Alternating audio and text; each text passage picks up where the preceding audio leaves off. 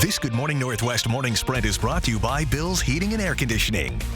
It's just before 6:53. Time to get you ready to take on your Monday in the morning sprint. Spokane's historic Northside movie theater is open and thriving. Allison Martinez is live with a look at the newest updates to the historic Garland Theater. But first, let's get over to Mark with your forecast on a very warm start to our work week. Yeah, very mild. Record temperatures throughout the region today in our first alert weather. 43 currently, but cooler into Coeur d'Alene. 10 degrees cooler, 33. I did the math for you. Our highs there are going to be around 70 degrees, Sandpoint 64, and sunny, gorgeous. And we'll have 73 into Moses Lake. Our day today, sunshine with a high of 70. We're going to be in the mid to upper 60s all afternoon long. Today, the trial continues for the former Idaho State Trooper accused of killing his wife. Kootenai County prosecutor says Daniel Howard killed Kendi Howard in 2021, saying the motive stemmed from Kendi wanting a divorce and claiming he killed her so she wouldn't get half of the $2 million in assets the couple shared. The state also claims Kendi died from asphyxiation and not from a gunshot wound to the head. They say Howard staged her death as a suicide. Howard's defense argues there is no evidence showing he pulled the trigger. 4 News Now will be in the courtroom today. We'll bring you developments on KXLY.com. We now know the name of the second driver accused in a deadly hit and run that killed a Spokane woman last week. Police say Monty Curtis hit Casey Jr. with his car early Wednesday morning on Highway 2 near Airway Heights. Curtis made his first court appearance Friday afternoon. According to court documents, Curtis drove to a restaurant parking lot after hitting Jr., then found a way back to his house in Spokane Valley. Police say he didn't call for help. Jr. was later hit and killed by a second driver who was accused of drunk driving. The commissioner has set Curtis's bail at $25,000. His next court appearance is scheduled for March 26th.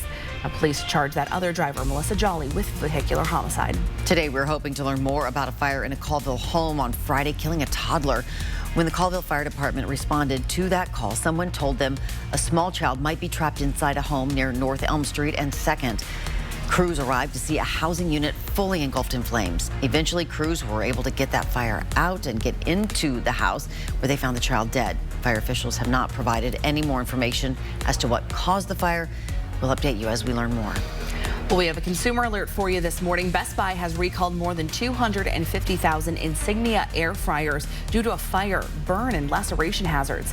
No injuries have been reported, but the company has received 24 reports of the air fryer handles overheating and the glass door shattering. There have been 6 reports of the air fryers catching fire. The air fryers were sold at Best Buys in U.S. and Canada from November of 2021 through November of last year. If you have one, Best Buy says to stop using it immediately. A team of Spokane women created a new mobile app to help women review areas where they feel unsafe on the Centennial Trail and other parts of Spokane. The app is called Pachy, and it's set to fully launch in June. Women can review things like how lit a parking lot is and how many people use a specific hiking trail. We have more information about the new app under this story on KXLY.com. Starting today, the eastbound off-ramp at exit 15 on I-90 in Coeur d'Alene will be closed for tree removal. According to the Idaho Transportation Department, exit 15 will be closed daily from 6 a.m. to 3 p.m. through this Thursday. And drivers can access downtown by exiting the freeway at exit 14 and taking 15th Street south to Sherman Avenue. The next available off-ramp for drivers is exit 17 at Mullen Trail Road. Signs are in place throughout the area to alert you to this closure. We have more information of this story on our website, KXLY.com.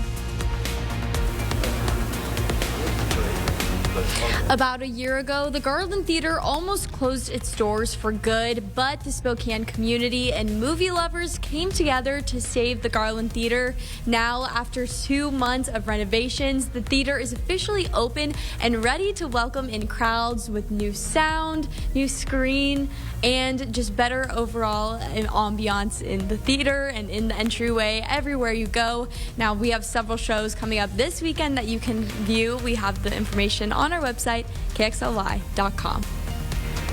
It's time to fill out those brackets. 4 local teams going dancing this year. March Madness officially here. The NCAA tournament is returning to the Lilac City. The Spokane Arena is hosting first and second rounds of the tournament, welcoming teams from all over. Here's a look at the bracket. St. Mary's is taking on Grand Canyon University. We're also seeing the Alabama Crimson Tide roll to town to battle Charleston. San Diego State also coming to Spokane, playing the Blazers from UAB.